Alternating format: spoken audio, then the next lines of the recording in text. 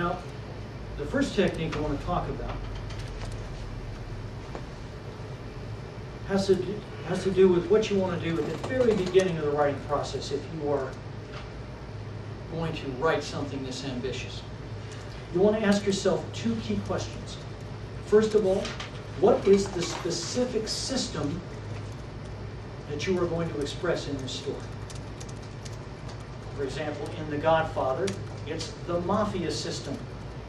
That's the system sitting under the surface that they are all caught in some way.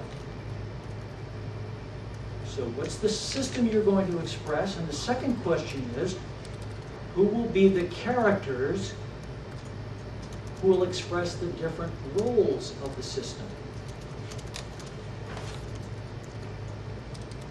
Who will be the characters to express the different roles of the system? Now second question comes from a very important point, which is your hero cannot fight the system. A lot of times I'll say to the writer, well, who's your opponent? They say, well, my hero's fighting the system. And I say, oh, really? Where's that? They're just fighting the system. You're shadowboxing. There's nothing there. So what you have to do is you have to come up with characters who will express some of the different aspects of the system, some of the different pillars of the system.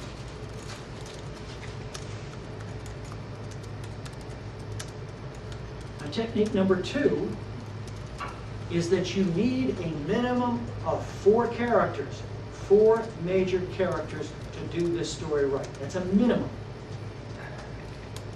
Why? Because 4 is the minimum you need to represent a society.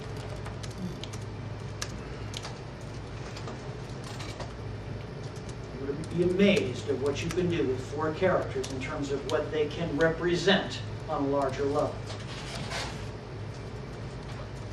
I refer to this technique as the 4-point opposition, or the 4-corner opposition. One of the most important techniques I know.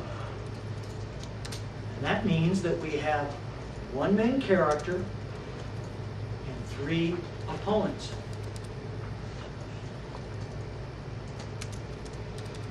If you use this 4-point opposition technique, it gives you tremendous advantages. First of all, each of those characters can represent a different major element of the system. It also gives you much more conflict. To see why, let's contrast the 4-point opposition to a 2-point opposition, which is the opposition that a lot of writers use. Hero, main opponent. That's it. If you have hero and main opponent, you have conflict between these 2 people. That's all. But look what happens when you add 2 other characters. We not only have this conflict, we have this conflict, we have that conflict, we have this conflict, this one. We have multiplied the number of possible conflicts tremendously. And what does that mean? It means we have the possibility of much more plot.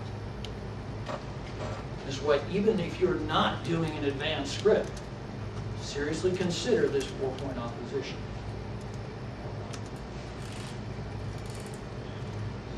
This leads to another point. When you use the 4-point opposition, don't just put the characters in opposition, put their value systems in opposition. Each will have a different set of values. In good storytelling, it's not just characters who come into conflict, it's their values.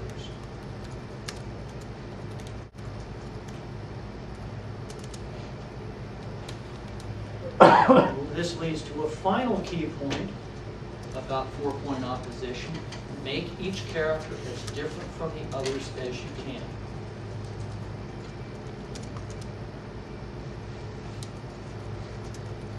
Well, I like to say it, an easy way to remember it is push them to the corners.